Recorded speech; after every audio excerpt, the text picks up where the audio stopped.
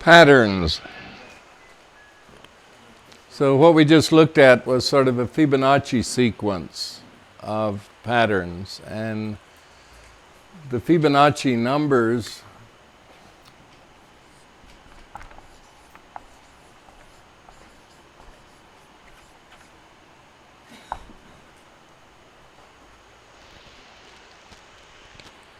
describe a lot of the patterns in natural systems. So one of the things we can do in our observation is to start focusing on those patterns rather than on the element, rather than focusing on the tree, to really see what is that pattern that is incorporated into that tree, and why does it repeat over and over and over in natural systems. There's not that many base patterns. There's about 8 patterns in nature, and it is the combination of those patterns and the articulation of those patterns that creates virtually everything we see. And so our understanding, I think, of nature becomes much more profound as we start understanding the skeletal structure of what we're looking at. What is that? And why that particular pattern? And most of them are patterns of growth, accumulation and dispersal of energy, of time sequences, which a lot of times is growth. So we start out with just media. Anytime we have 2 differences, here we have an above the line and below the line. As soon as that occurs in the universe, all possibilities appear. Anything and everything can happen. And in permaculture, we call this the origin point, the seed.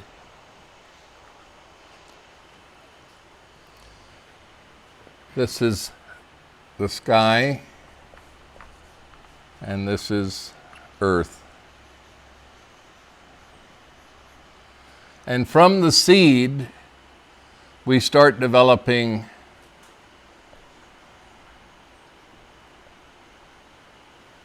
a pattern.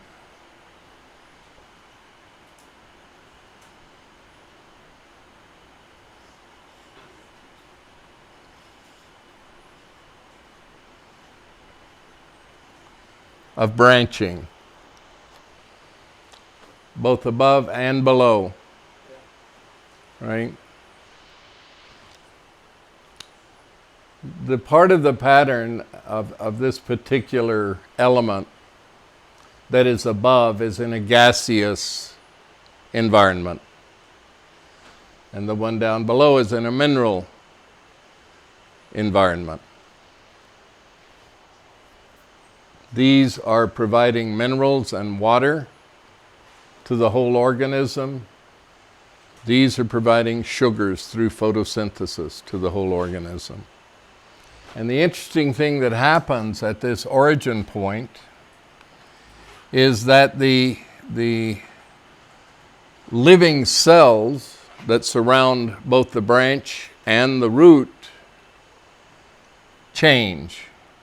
So above, we have phloem. On the outside of the living cells, and in the root we have xylem as the outer cells of the living tissue. As it goes through this origin point, it weaves and switches. And you only see this in seedlings. You can only track this sort of exchange from xylem to phloem and phloem to xylem, that sort of crossover that happens in young plants. As they get older, it becomes more and more difficult to distinguish between the two. But this is a wonderful sort of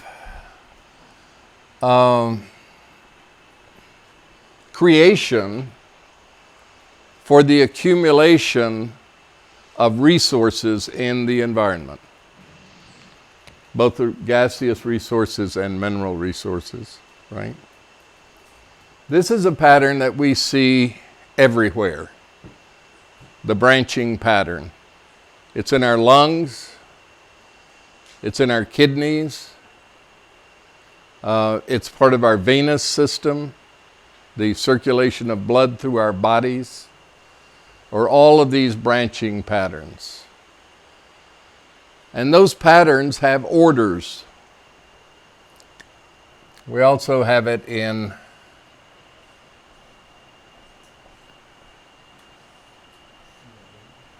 rivers and streams.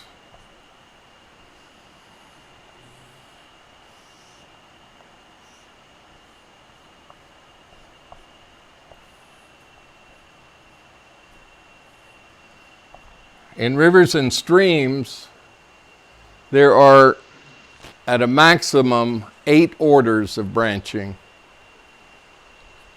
So the Amazon branches 6 times. So it is not the one that has the most branching of all rivers, even though it's a huge river. But it has such a low slope that it flows on that it hasn't articulated out more. At this point up here, high in the slope, order 1, you have runnels.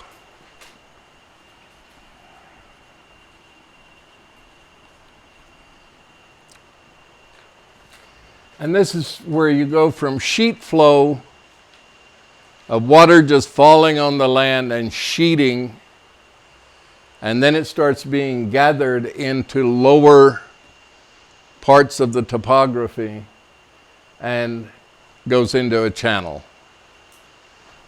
And then the second order, you have more flow. It's the accumulation of flow from the up above. And at order 2, you start having plunge pools. Plunge pools are the water flows along and drops, and then there's a pool, and then it continues on down. And this pool and this plunge is where oxygenation happens of the water. So at the higher orders, you start having fish that have very high oxygen demands. That's where you find the trout, is in high order streams. You also have different things that live at the nexus of these orders, where they join. So there's a whole pattern of occupation when you look at these different patterns, that different insects, different fish, different plant life gathers at these different orders. So if you look up on a mountain, you'll see that change as you come down. If you can look in the canyons, you'll see where the riparian zones are, and you'll see changes in color as it comes down, as the trees and vegetation change.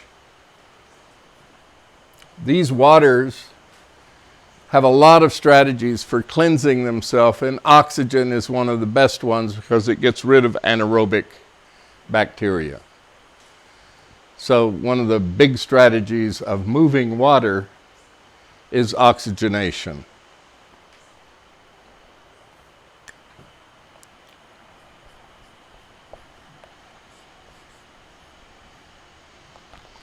And then it goes down order 8, if we have an order 8 river, would be the estuary, where fresh water joins oceanic waters and where you start getting mangroves and that kind of estuarian life that likes brackish water.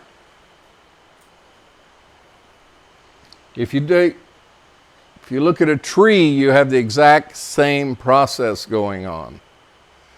Birds prefer to perch at different orders of branching.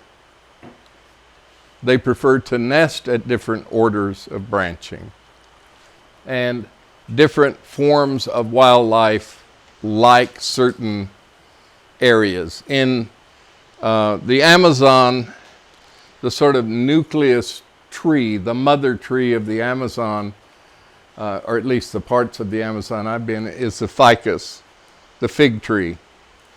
And they're huge. They're emergent trees. They emerge above the canopy, and you'll see them scattered if you fly over.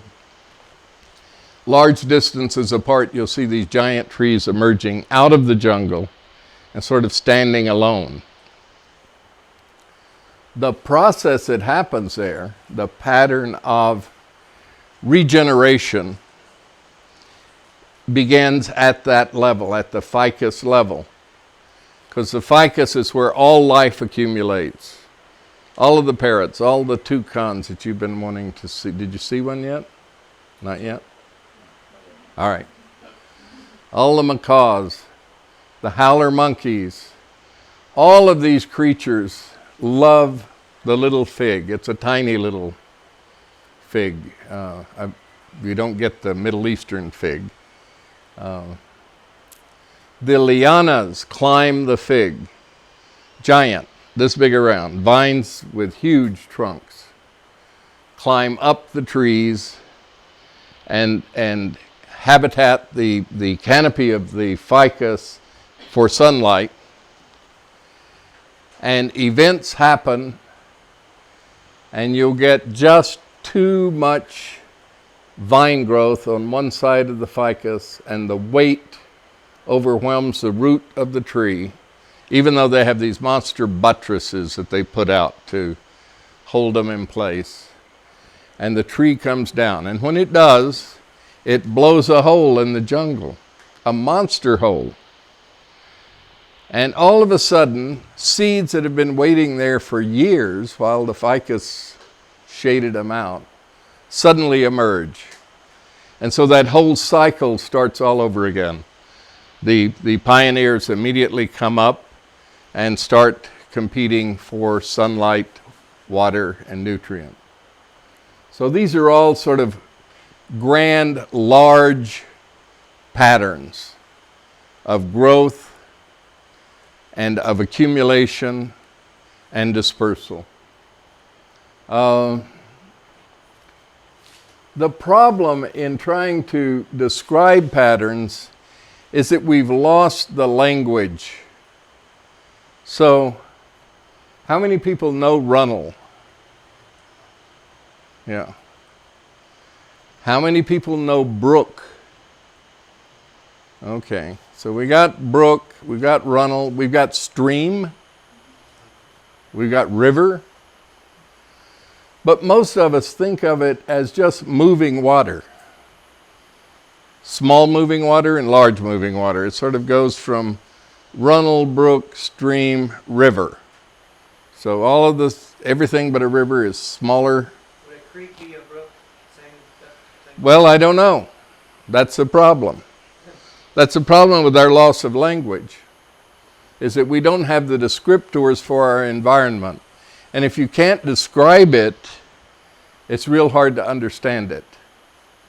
If you don't have the descriptive language or the conceptual wherewithal to describe precisely what you're looking at, we tend to lose it. We tend to overlook it. We don't have language for it. Everything becomes a brook or a stream, or everything becomes a river. So for me, what I've tried to do is go back to old English poets. And in poetic language, a lot of times you can tease out these descriptive words that were very precise in poetry on what exactly they were describing. At what order were they talking about? So, if for no other reason, it's a good reason to go read old poetry. It's true in every language. Every language is becoming corrupted in the sense of loss of information. And as we lose that information, we lose our ability to describe our world. So I think we all need to get a thesaurus, get a dictionary, and really be diligent in trying to rediscover those missing pieces in our landscape. How do we understand it? If you look at tree branching, you have the same kinds of, it's a way of moving gas and liquids. And at some point, you can't get any smaller. Viscosity overcomes the ability, like in our veins. You know, once you get to capillaries, and I don't know the names of all of our venous system. I'm sure that in some medical or anatomical journal, they've described all the different orders of veins in our body, but I don't know them. But the liquid moving through those veins moves much like the liquid that flows through a tree or the liquid that flows through a river. What rivers do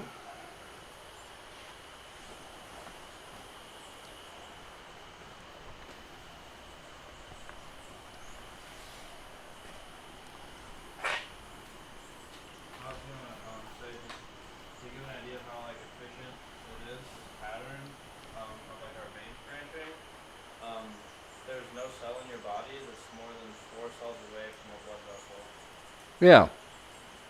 Yeah. Like a very simple pattern that's carried out over and over and over again. Yeah.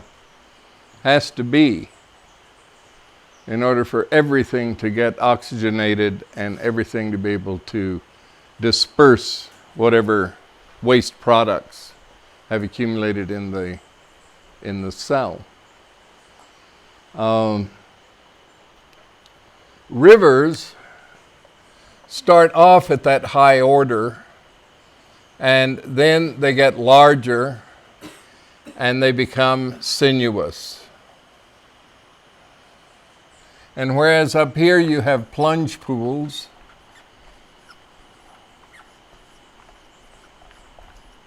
down here you have meanders. Both serving the same function, to oxygenate water. So as the water flows down this river, as it hits this bank, that bank slows that stream of water down just through friction. And this side of the river keeps going at the same speed. And as a result, that braking action causes the water to turn over. So river water spirals down the channel and gains oxygen that way. It's still a low oxygen environment, and it's why you don't have trout in it. You know, then you start getting the catfish and creatures that don't require as much oxygen and who can go to the surface. I mean, catfish will go to the surface and get air. And again, at each order, you've got different creatures. The other thing that happens on this bank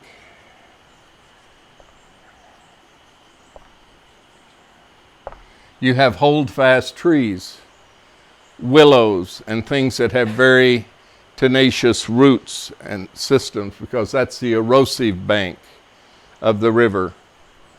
And on this side,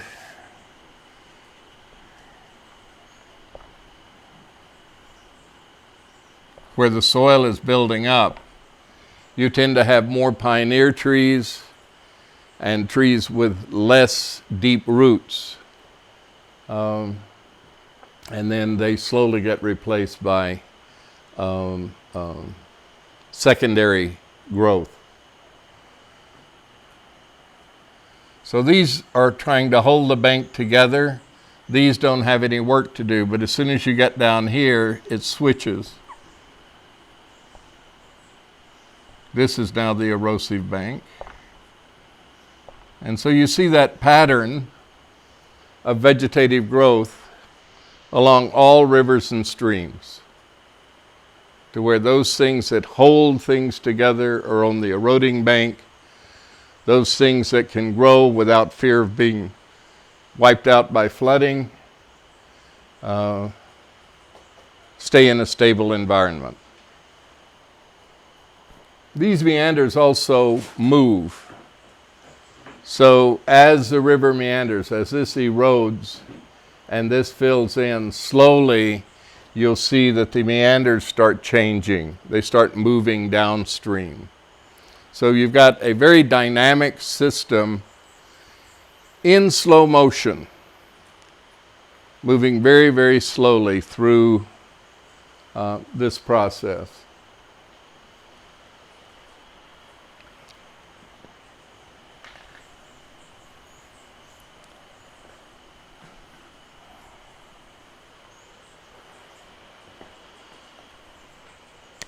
So that's branching. We'll talk about it some more. A branching pattern. Another pattern is tessellation.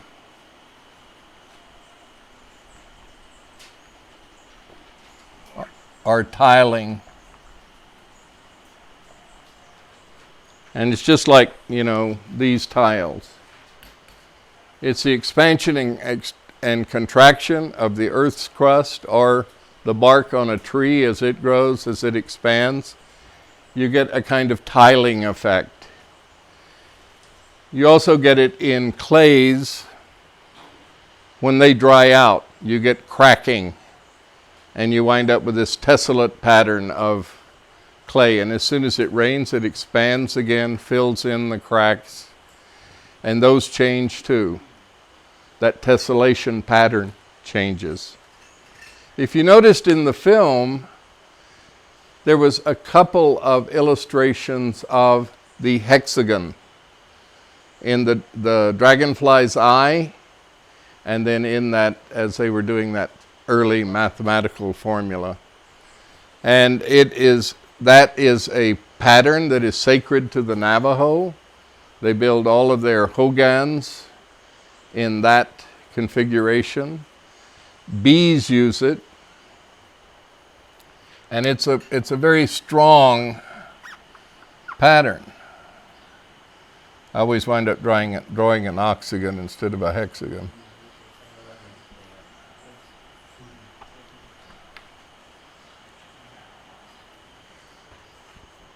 Because it's a way of packaging, a way of holding space, and it's very strong. Bees change this depending on the function of the bee in the hive. All bees are female until the queen, until the workers decide they need a male, they need a drone. And then they build a certain size hexagon, which triggers the queen to lay an egg that hatches, that will become a drone. And then the workers feed that drone with constituents from their pollen gathering, from the honey, and he becomes the only male in a totally female environment. And he only lives long enough to mate the queen, and then he dies.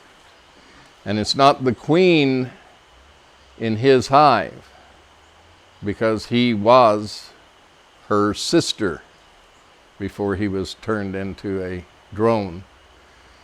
So the flight of bees is very interesting, because the queen, when she goes on her maiden flight, when she goes up into the air, she only breeds once. She flies very, very high, and usually at least 5 miles away from her hive. So there's no cross-fertilization with the drones from her hive. The drones fly up and pretty much swarm right above the hive that they flew from. And so a neighboring queen will fly into that zone and may be bred several times on that maiden flight. And the sperm she collects then stays with her for her whole life. And so she produces eggs. They can live 8 to 10 years. The worker bees have a very, very short life. And I can't remember what it was.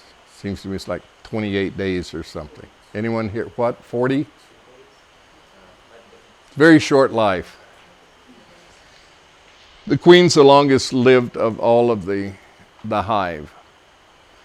Just working with bees makes you incredibly aware of the patterns that exist in nature. I mean, they have such a patterned life and life cycle. They dance in patterns to tell each other where the best pollen is, where the best nectar is in the surroundings.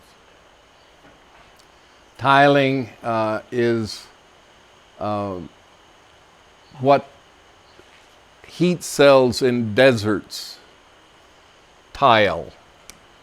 So if you get in a large area, the dust devils form at these hexagonal corners.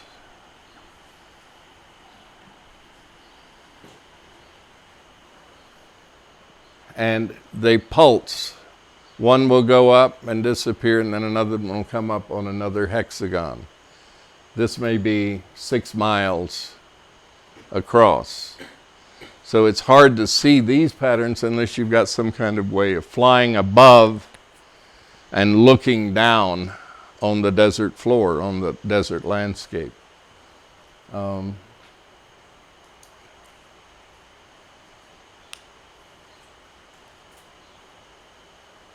But we use this a lot for decorative reasons and aesthetic reasons. We have all kinds. I mean, I notice it more in Asia than any place else. These really decorative tiles and decorative patterns that they elaborate for their floors and stuff. So that's tessellation.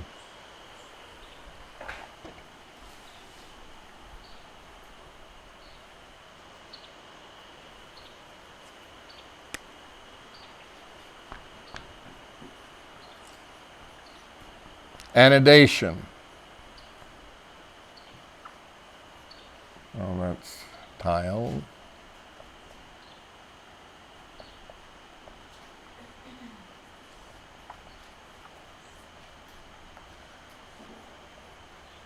A stacking pattern. This is a pattern to where you maximize the use of space. Trees are the past masters of this. You know, where a tree stands, that same space can be occupied by a lot of vegetation underneath. In forest, it can be, in tropical forest, 9 layers. So down below is a layer of root crop, sweet potato, tubers. Above that is herbaceous plants, soft herbaceous plants. Above that is shrubs, then pioneers, then secondary layer. Then you ultimately, and then you've got a viniferous layer that occupies that same space. Its roots are down below, and it climbs up the tree to get the sunlight it needs. and then the canopy layer, and then ultimately the emergent layer, which we don't have in temperate forests. We don't have that big emergent layer. I keep having bugs wanting to get in my eye. Sorry.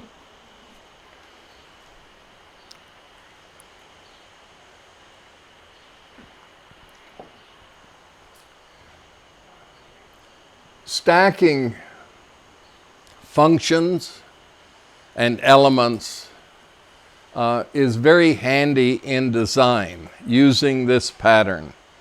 You know, how can I maximize use of space?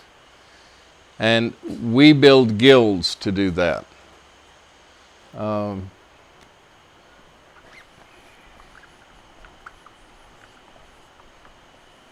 Guilds were developed in medieval times for craftsmen. So everyone who was associated with harness making, from the bit to the leather to the tannery to the stitching to all of that, formed guilds. And those guilds would set the price of the finished product and of their work, and everyone shared in that decision, in how we work together and how our products sustain all of us. And so it was coined by Bill or David, I don't know which one, Holmgren, to describe an area of plants to where everything served a function for the benefit of the whole, right? So if you got my apple trees, for instance, that's my target tree because I do well. It's one of the things that takes late frost better than any other fruit tree I can grow. Underneath that, I have Caragana, which is Siberian pea shrub.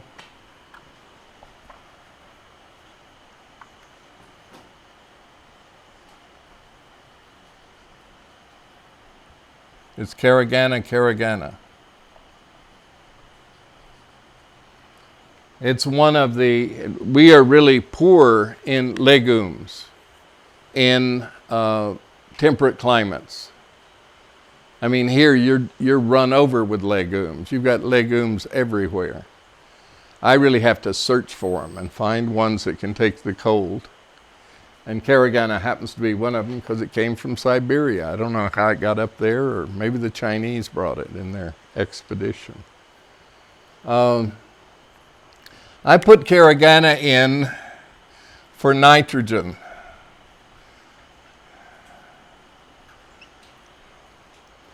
For that particular apple tree. So it's the beginning of my guild. When I dig the hole for the apple, I dig it twice as big as ordinarily would, and I stick a Caragana in there. Maybe I'll stick 2. Another legume, well, it's not truly, yeah, it is a legume, I guess, is false indigo.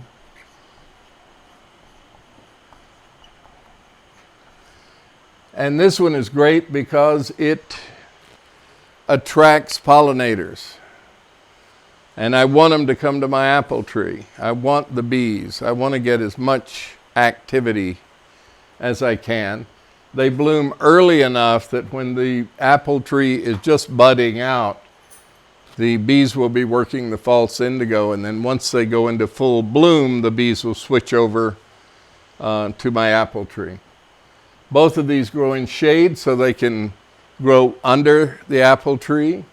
They both get to be about 8 feet high in a season. In the fall, I coppice them. Everyone here familiar with coppicing? No. It's cutting trees to the ground, right? Cutting any kind of woody plant to the ground. Some can stand it, some can't. The way we got shovel handles and all of that was through coppicing. You coppice a plant,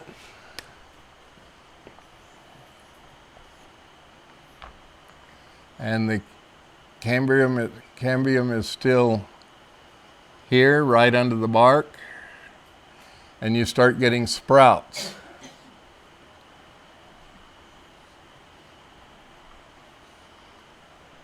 And those grow up just like a regular tree. And if you prune them, if you keep them from branching and keep them true, you wind up with shovel handles and hoe handles and that sort of thing. They also, these forests, coppice forests, live much longer than a natural forest. So coppicing keeps them stimulated enough. They don't go into senescence. There's some in England that are hundreds of years old. Oak coppices, ash coppices. Another technique is called pollarding. So this is coppice. And if you cut it up here,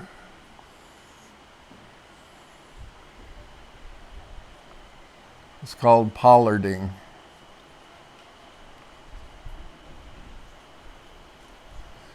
And the reason you pollard is because you want to run cattle underneath your trees and you don't want them eating the tender bits of the shoots, the sprouts that come out of the cambium down low.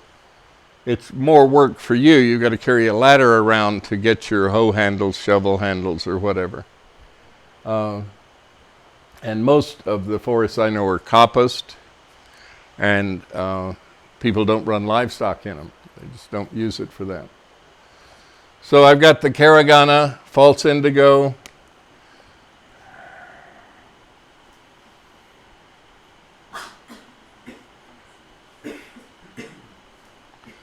What else would an apple need besides nitrogen? Phosphorus?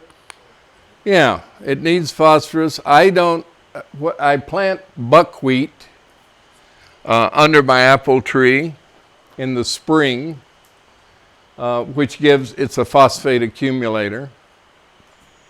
But mainly I look to bone meal and things like that, or compost to give me. This is the Apple Tree Guild. Uh-huh. Yeah. You want to see it? Sure. This is Alex's interpretation of a polyculture Apple Tree Guild, Okay. which he has on there. Garlic chives as a pest confuser. Comfrey for nutrient accumulation. Insectary plants, dill and bee balm. And yarrow for nutrient accumulation. Mm-hmm. Does that make sense? How can we translate guild to Spanish? What's that?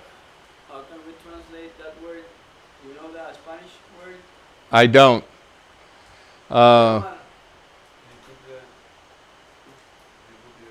They are...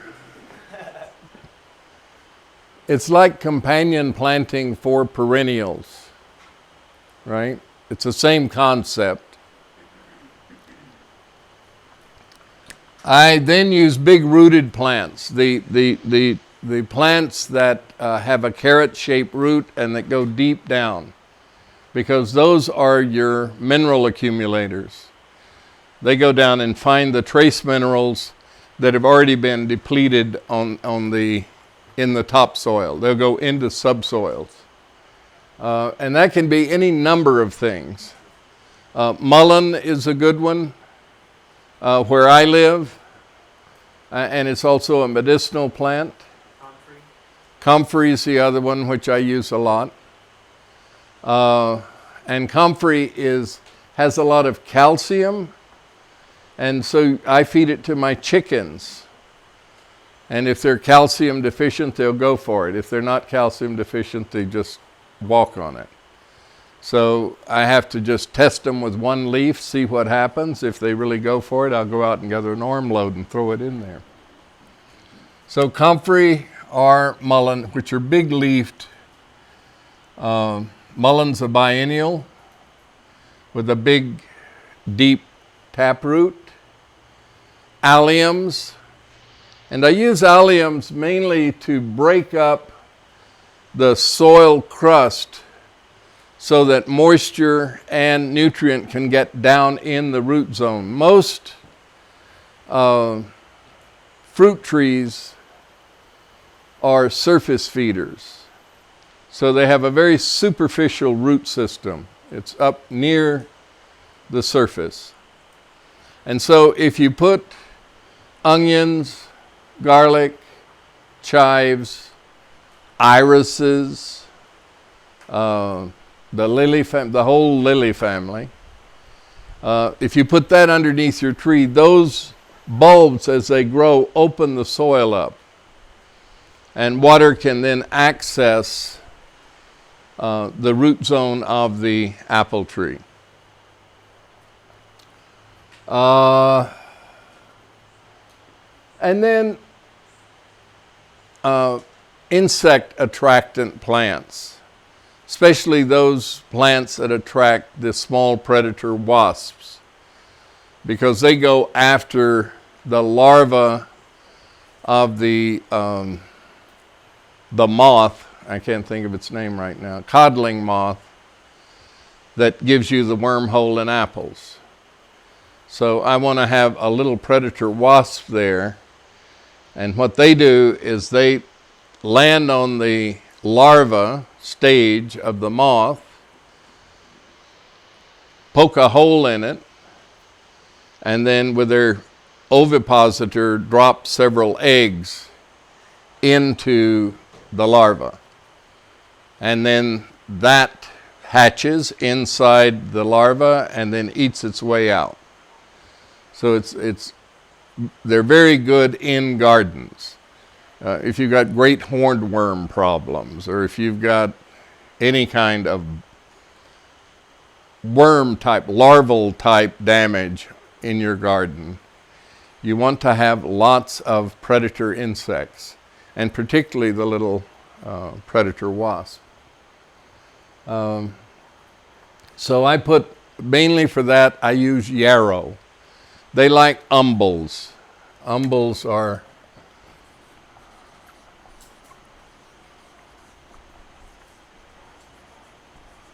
umbellifera. The umbellifera is it's a composite flower. It's got tiny, tiny little flowers. Queen Anne's lace is one. Yarrow is another one. Fennel. Carrots. There's a bunch of them. And they have this, they usually have big heads, big flower heads, and they're made up of tiny, tiny little blossoms. And they attract the wasp because the adult stage of predator insects feeds on nectar. It's just like a bee. It goes around and it eats the nectar that it accumulates in these flower heads.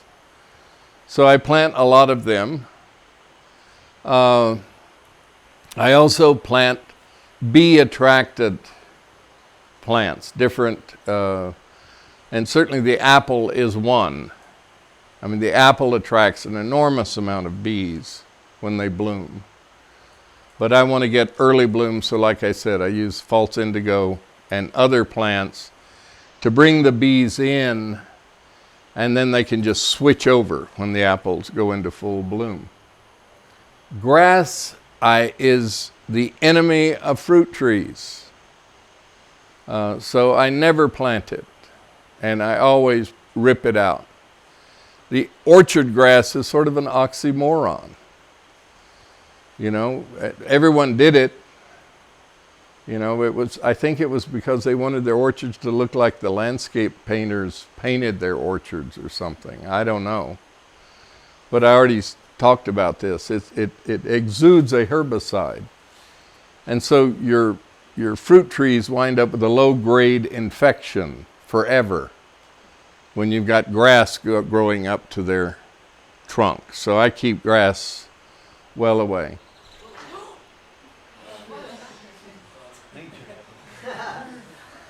What was it? Pigeon. Did you identify it? A bird. It was a pigeon. He flew right here.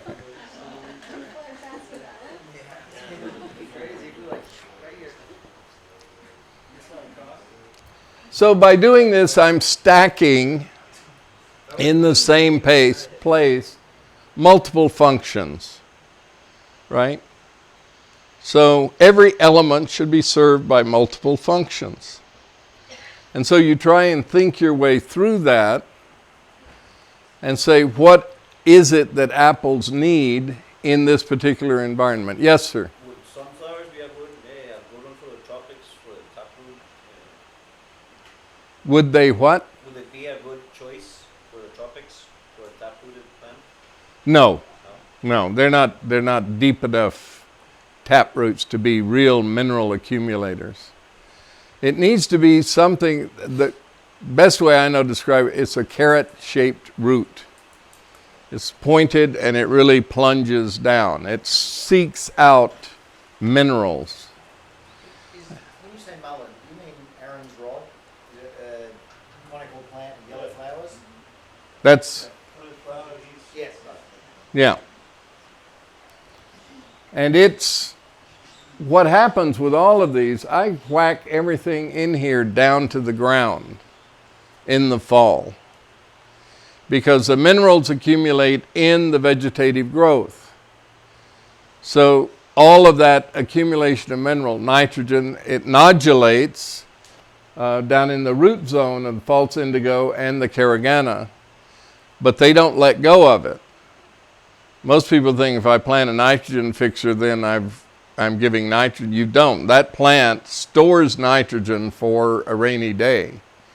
It doesn't release it to the plants around it. It's only when you cut it that it sheds roots that have nitrogen nodules on it, and then the mycorrhiza can get to it and distribute it to the plant. Yes? So you're saying that you cut the entire field down and leave it where it is until the next Yeah, I use it as mulch on the apple tree. So I chop up all of the branches and leaves of the indigo and the carragana and of everything.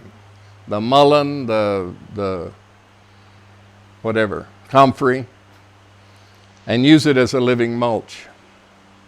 Sometimes I'll take some of it if I've got a lot of it, and I'll put it in compost, because you then are adding nutrient to your compost. You're adding specific minerals and micronutrients to your compost, which enriches your garden. So this is where I use stacking a lot. I mean, we all use stacking all the time. I mean, putting bowls one on top of the other in the cabinet so that they're not all, you don't fill up your cabinet with bowls spread out everywhere. So that's annidation.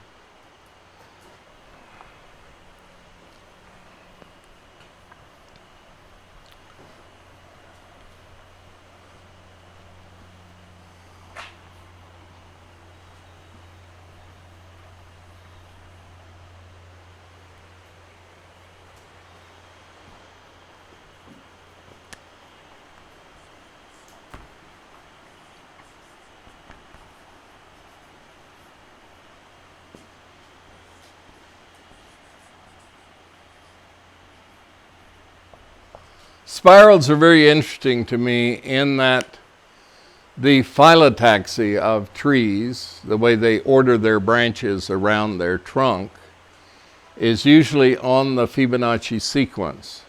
So if you lay under a tree and look up, and tropics doesn't work as well as in temperate, and these have been pruned and worked with.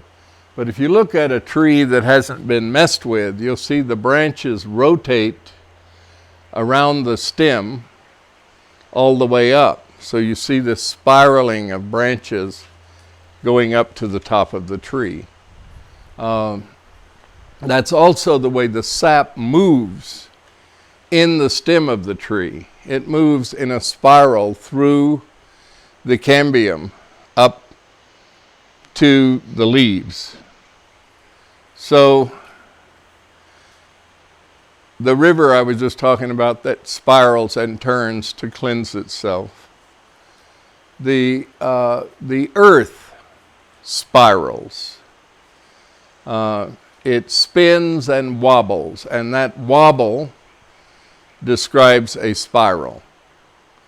You know, at the poles. So you have this kind of movement to where the poles are moving back and forth as it spins, and that creates this kind of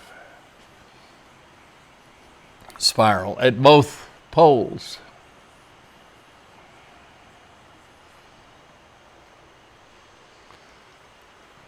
Our galaxy spirals.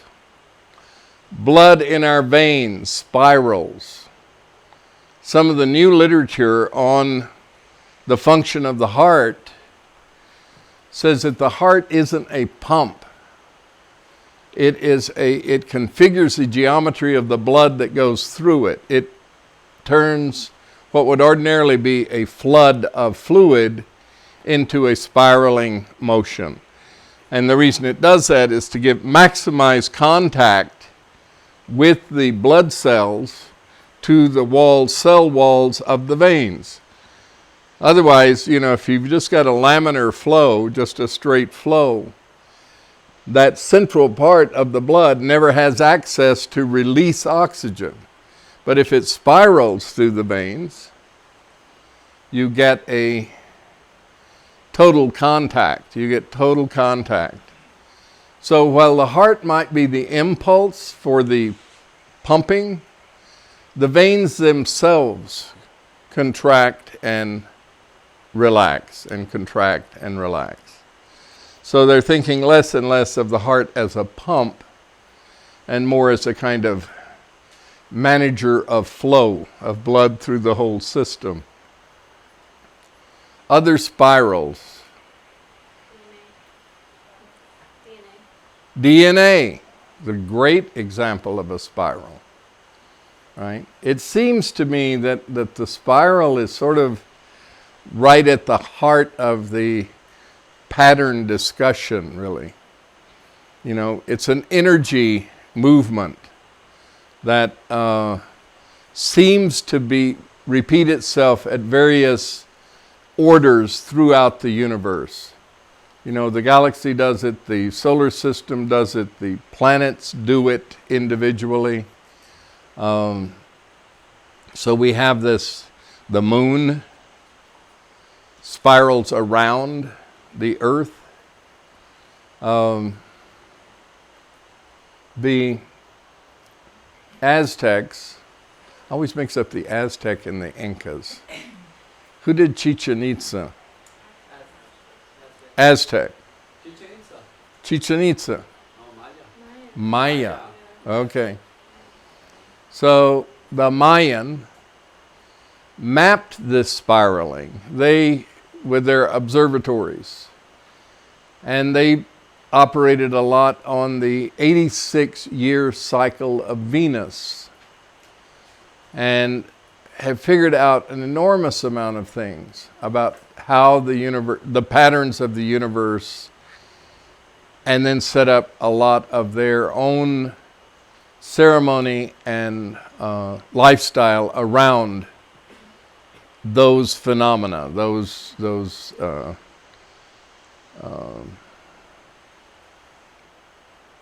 out of space phenomenon, right?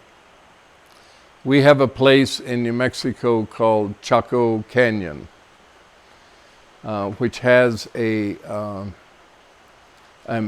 butte in the middle of the canyon, and a photographer was traveling there I think it was either June 21st or December 21st, either at the winter equinox or the summer equinox.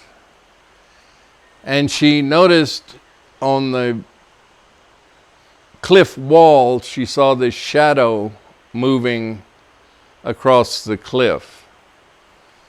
And she said, that's really interesting how the sun created this kind of spear point moving across. And she went back the following year and did more investigation, and she saw there were spirals there. So there's There's a big butte.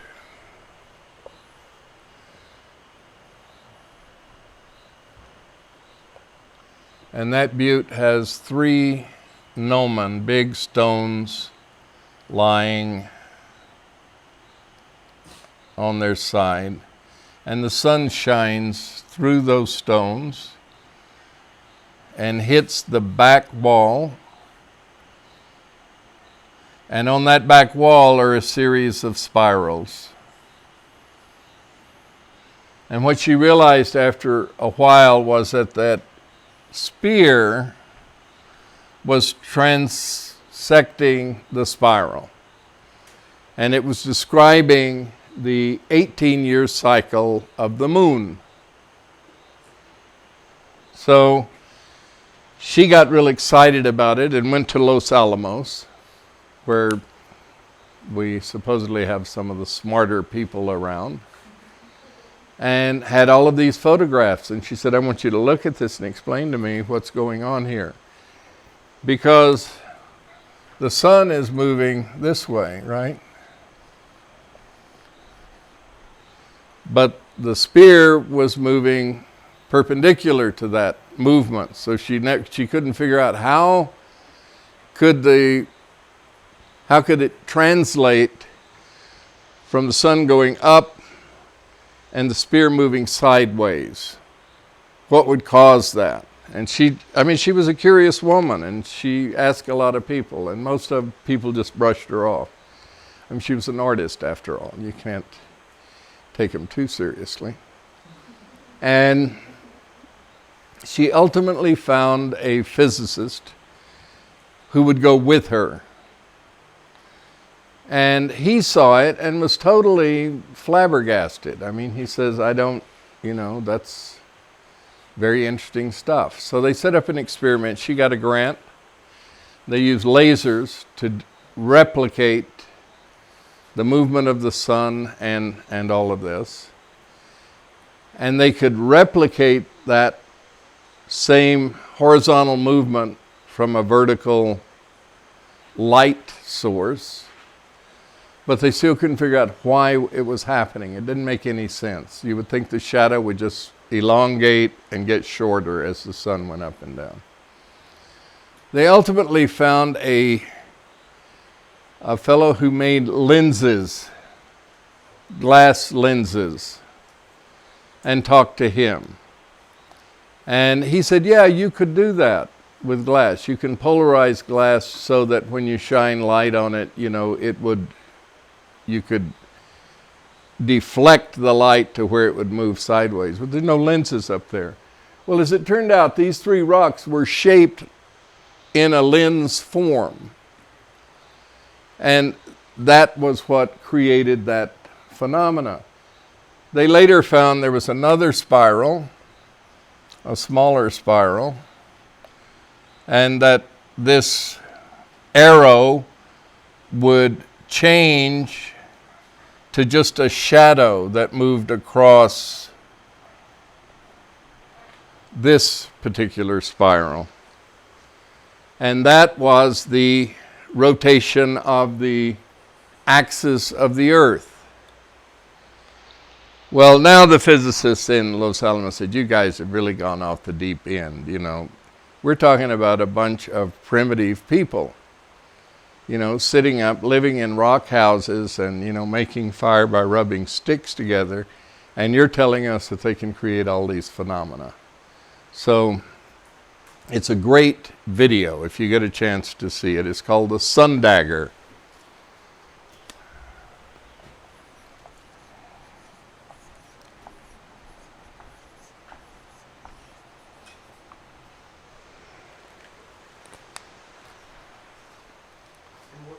Where is this located? Chaco Canyon. Chaco Canyon? Yeah, in New Mexico. This culture just sort of disappeared. This was the Anasazi, they call them. That's I think the Navajo name for ancient ones. Some pueblos claim that they are the descendant of the Anasazi. But essentially they built all of these cliff dwellings that are perfect solar accumulator spots, south-facing overhangs in cliffs, and they built their homes in those. Starts somewhere in southern Colorado, something Mesa Verde. So that's sort of their northern range, and they went into Arizona and New Mexico, and as far as south, I guess New Mexico and Arizona as far south as they went. Pardon? Yeah, north, yeah. And they, as far as we know, their culture lasted about 1,200 years. And then it disappeared. And there's no traces. There's been very little of the usual archaeological. All they left behind was their architecture and their science, as in the case of Chaco Canyon. We don't know much about them as a people. They lived in very, very hard landscape. Chaco Canyon is a desert. Now, part of that is that the Indians themselves cut the trees down because they were building these huge structures, and in order to roof the structures, they had to have large beams because they were multi-storied structures. And so they cut all of the trees in their near region, and now it seems that they cut trees as far as 80 miles away and carried them. I don't know how many people it would take to carry them back and then get them up 3 stories and put them over the rooms. It's a great place to visit, especially on a full moon, if you're ever in New Mexico.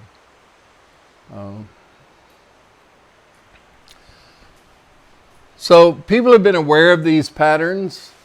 The other pattern, that the way we store pattern in indigenous culture, is through dance and song.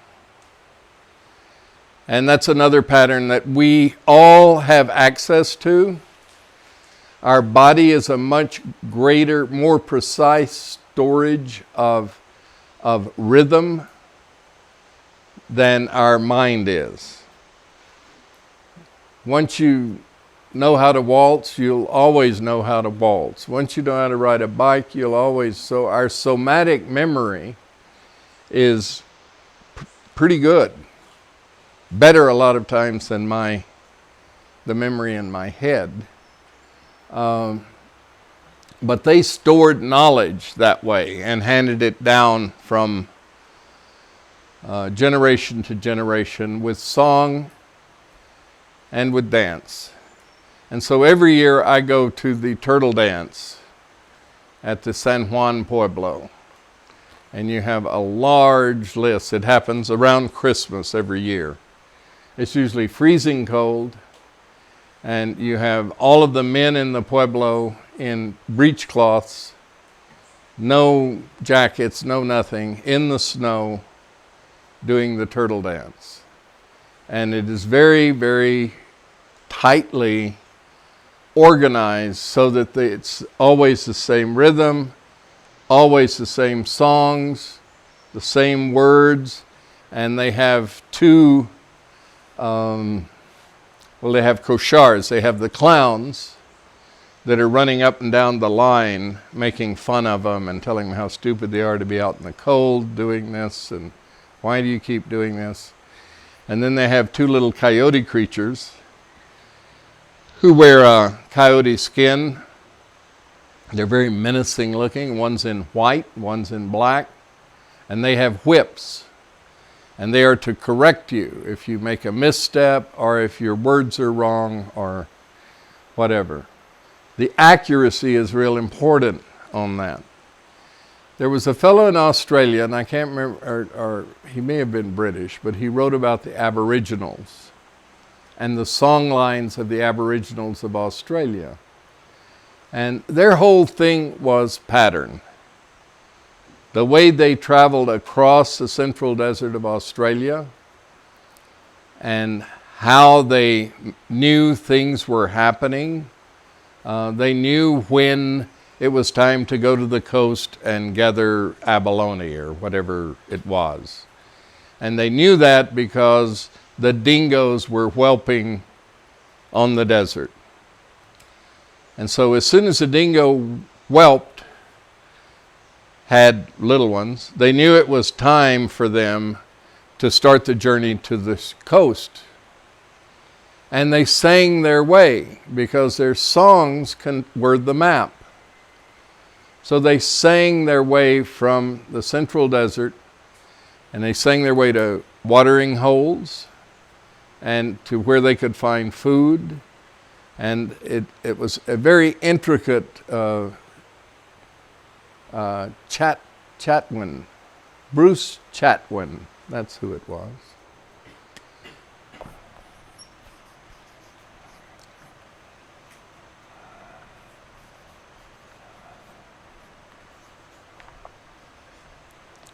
He spent a lot of time just looking at, and his book is called Songlines,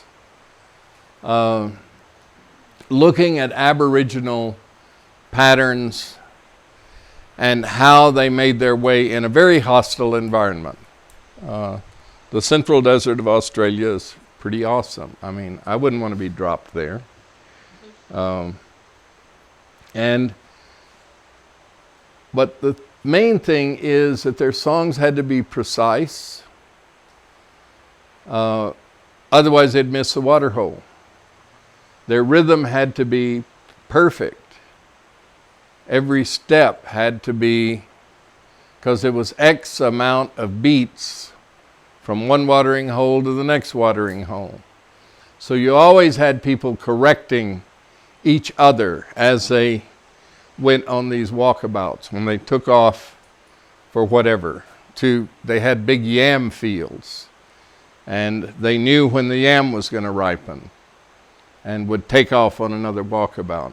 It was maddening to the British colonists who thought they had a working crew taking care of things, and then they'd get up one morning and everyone would be gone. And, you know, they'd saw a bunch of dingo pups, and everyone knew what to do. They just got up and went and collected abalone or went and dug yams. So the navigators of Pacific Islanders were the ones who did the hula dance. These big Samoan, it wasn't the little lithe, pretty damsels. It was these big fullbacks who would dance the navigation charts as they went on exploration and when they went back to islands that they had visited before. And there were 4 people in the navigation team. The head navigator danced the chart. You had someone else who made the chart. If it was a new journey, then they had to make a chart, and they made it with cowrie shells, twisted vegetative string. They'd tie them at different distances from each other. That was the chart. They had a celestial navigator who was out all night looking at what was happening to the Northern Cross and finding their way. Actually, after they lost the Northern Cross, were able to then translate. That was a big problem with navigation in Europe, was once you lost your pole star, you were totally without any guidance. You couldn't, I mean, the North Star disappears after a while and you don't have north anymore. What are you going to do? How are you going to? So the Polynesians would get in these large boats. They had one person in the bow who was counting the wave pattern on the bow of the boat. They had a person who was dancing the way, dancing the navigation. And a lot of things go in those navigation charts, like certain seabirds will only fly so far from shore and then go back. So they had all of these indicators. You can see things floating on the ocean that gives you an indication. Fish give you an indication of how far you are from landfall. So Hawaii, I guess, was one of the biggest of their accomplishments, some 2,800 miles or more across the Pacific Ocean. The Easter Islands was another one that they went to. And they could do it because they were extremely pattern literate. They knew what happened. They knew wave patterns. They knew the patterns of animals that lived in the ocean and the ones that flew over it.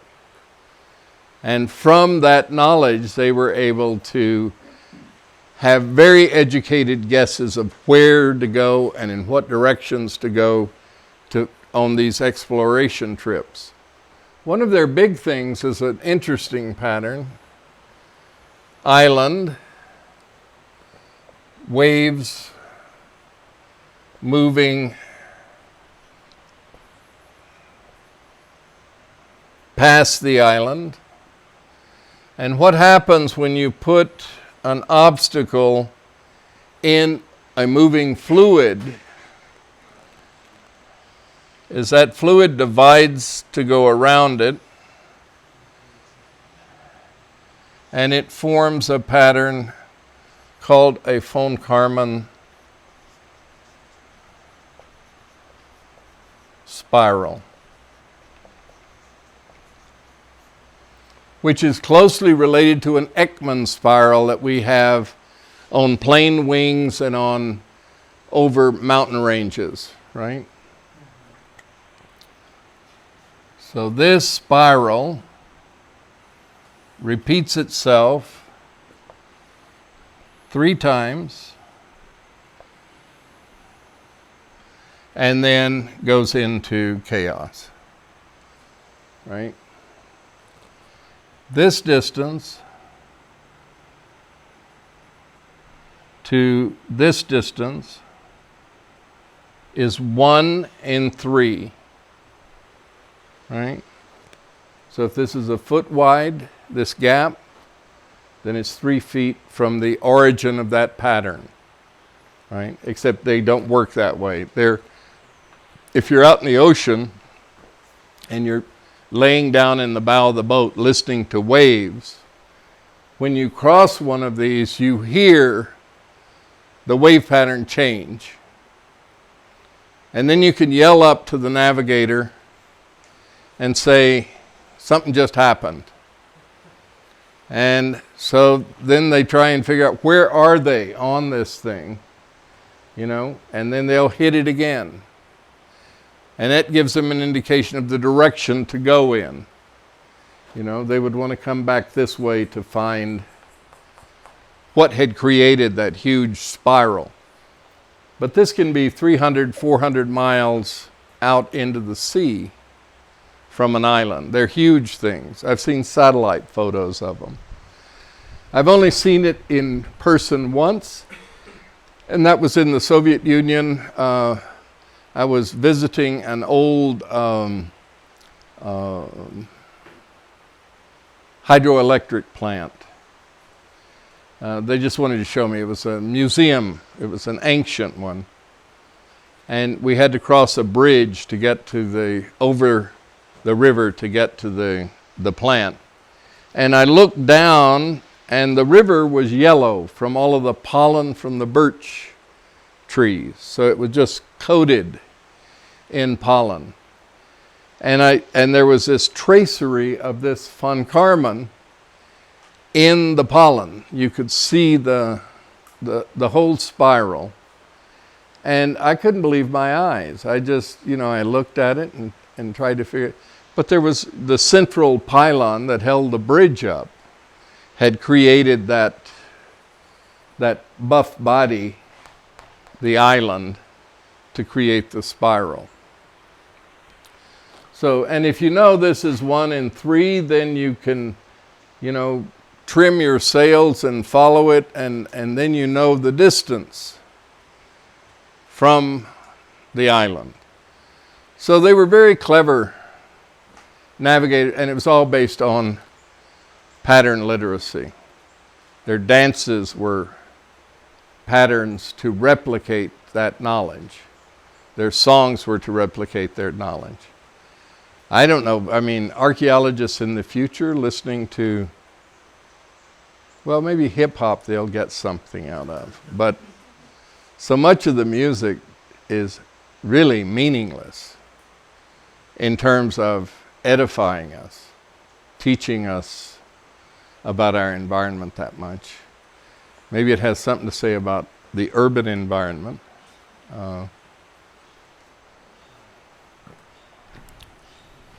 Oh, and you had the other part of that navigation team, I almost forgot, was a guy that was testing the temperature of the waters.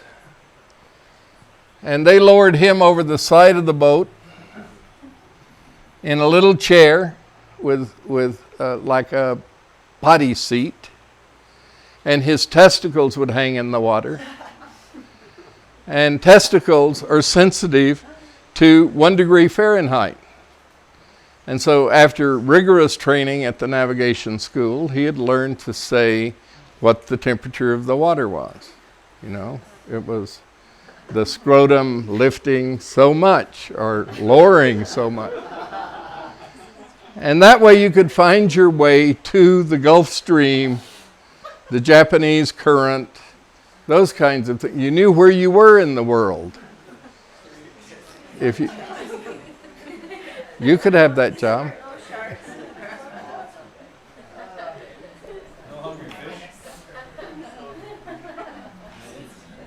Maybe they had a little net that they hung under. Keep the sharks away.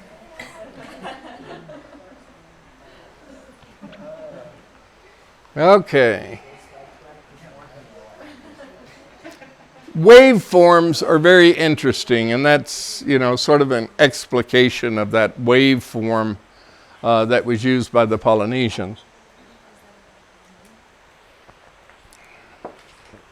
Another interesting pattern, wave pattern, is a desert pattern. This is siltation. This is wind over sand.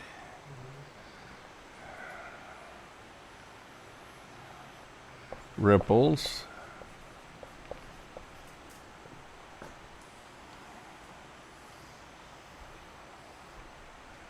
Dunes.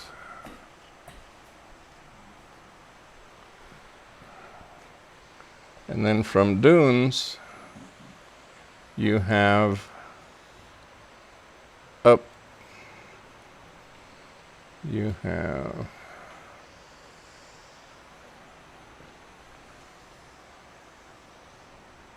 Zorgs,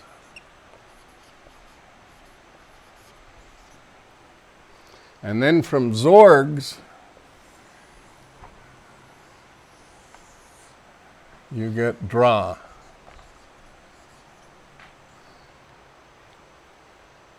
Dune, Zorg, and Dra are all Arabic words because we don't have many of these except in desert climates. And they are the ones that sort of invented the language for describing dry desert climate. The word alkaline comes from the Arabic alkali, which means salt. And I find language really helps in the way that if you took a soils class ever, you find out that you're speaking Russian all of a sudden. You know, you've got chinozerms and all sorts of weird names for soils. But it's because the Russians were the first ones to classify soils. And they created the first real identification books of different types of soils. Well, with the Arabs, a lot of their words that we have, like the word nebka, is, you know, that duff pile beneath desert trees. Let's see.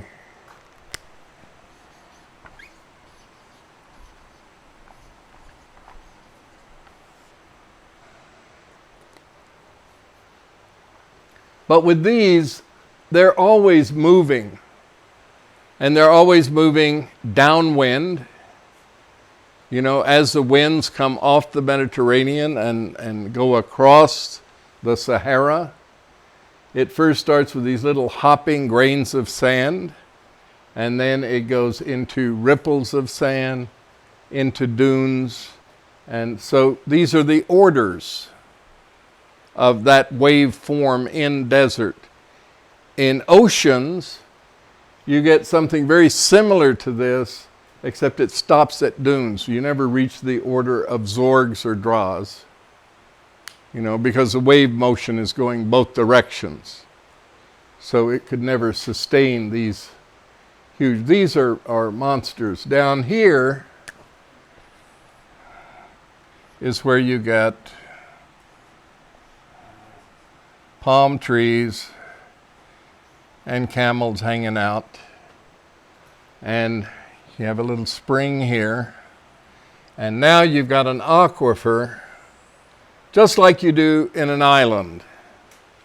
You know, islands' aquifers float on seawater. They sit there on top of the seawater that intrudes into the volcanic the rocks underneath.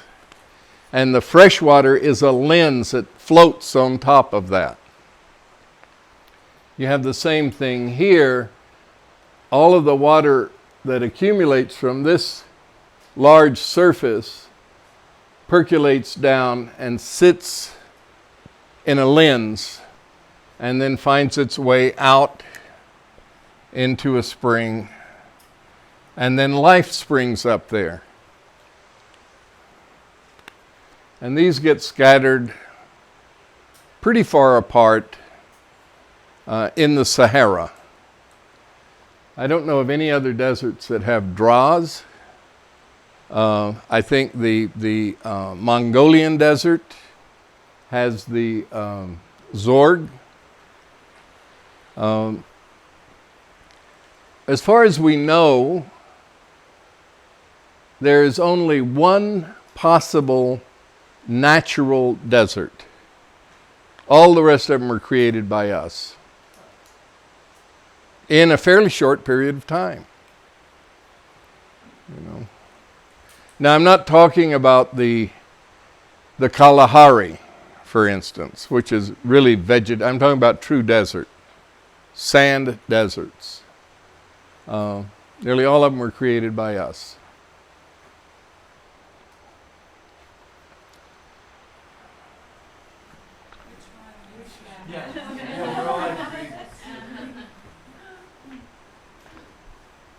Speaking of the Sahara, right? No, I'm not. Sahara was created by Greeks and Romans. I mean, the initial big deforestation happened during that period, during the empire building that occurred with Rome and Greece. They devastated the forests on both sides of the Mediterranean. They created a whole new ecosystem. They created the Mediterranean ecosystem. Are you speaking of the Gobi then? Yes.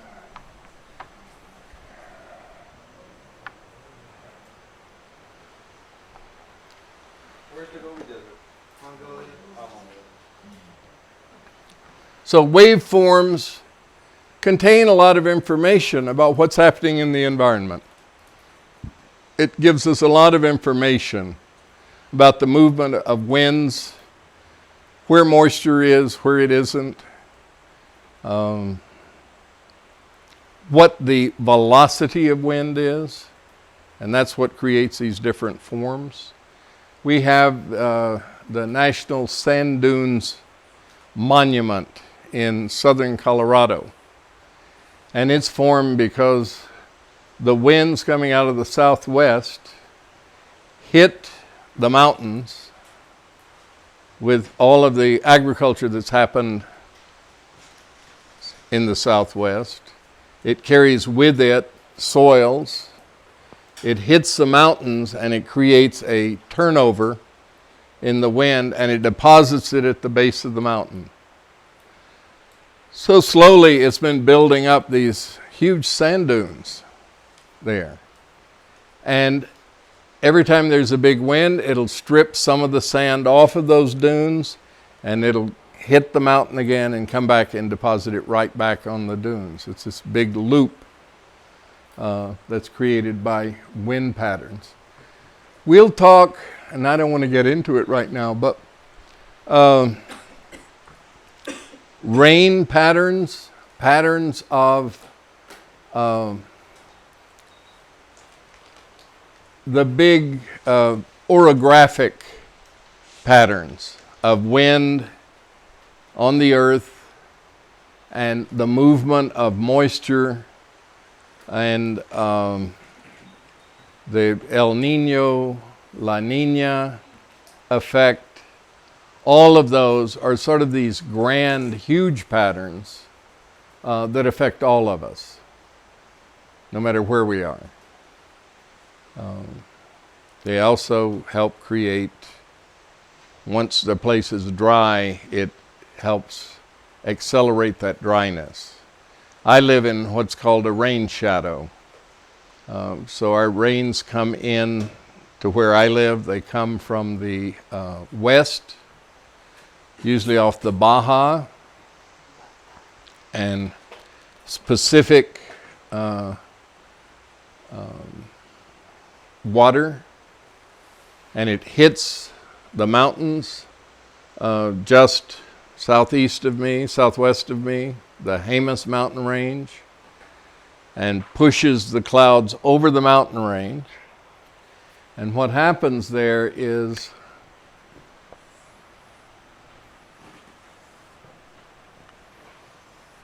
there's the Jemez, here's the Rio Grande River, and here I am. What happens when this big air mass hits these mountains? It forces the air up and over. That compresses the air. You know, because now instead of being this much, it's got to really squeeze itself together to come on over. That compression, you start getting cloud formation downwind, right? But once it passes these mountains, that air opens up again.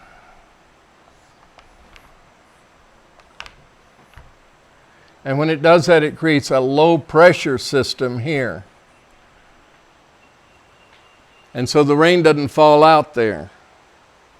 It goes on. Usually I can watch it rain about 10 miles past my house. Time after time after time. So this area is a rain shadow in that low pressure zone.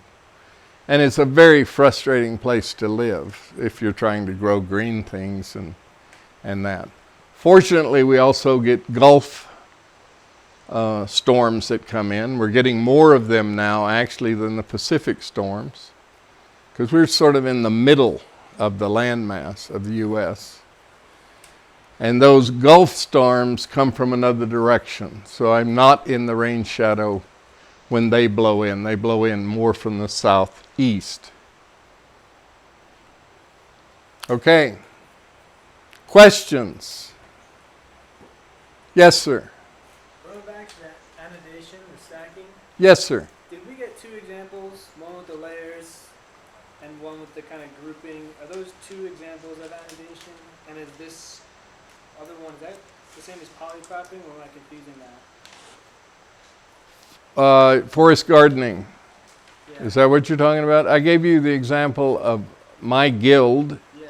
which is a stacking, and I gave you the example of forests, just the multiple layers in a forest. Okay.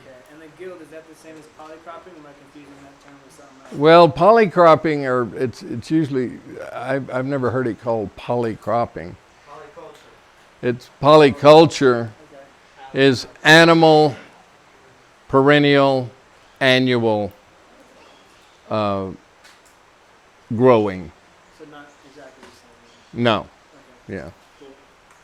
I mean, that is a stacking of function, and we'll talk about that some tomorrow, about, you know, pigs over ponds, ponds over rice paddy, that kind of stacking, to where you take the nutrient from the pig shit that rains down into the pond, where you're raising koi and ducks, and then you let that water into your rice paddy, which fertilizes, and you put the ducks down there before the rice heads out.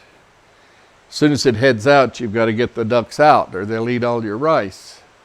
You leave the fish in there. They're pooping all over everything, right? And then when you drain the paddies, you harvest the fish, take some back to the pond and get ready for the next year. Close off your gates. The pigs are constantly raining manure. Usually they have a slatted board pen that they stay in, so that all the manure just falls through the slats into the pond. And both koi, the fish, and the ducks work that manure, because it's got a lot of grain and stuff left in it. Yes, sir. Do you have any resources in your reading list collection for where to find information on the plants and their functions, like what nitrogen fixtures or tap roots? Or Yes, I do. I mean, there's tons. yeah, There's tons of books on it. And it's on that list right out there, and it's under, I believe it's under plants and trees, maybe. Bill go over that in the designer's manual? Some, but not much. Plants and Their Function is one book. If it's not on the list, that's one. And Indicator Plants is another one. And I think they're both on the list. Look at the list, and if you don't find something that makes you happy, tell me. Any other questions? Why is everyone looking so stunned? Yes?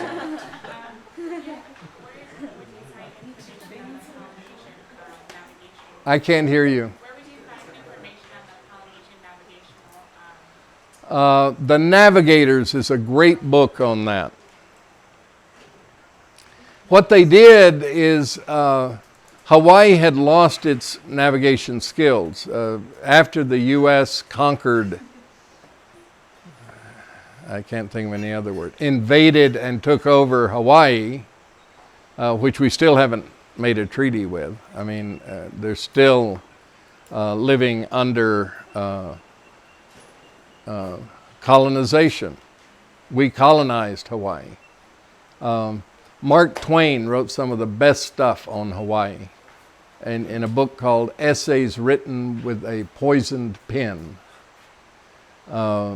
He wrote a brilliant one on how we just decided to take Hawaii. What was your question?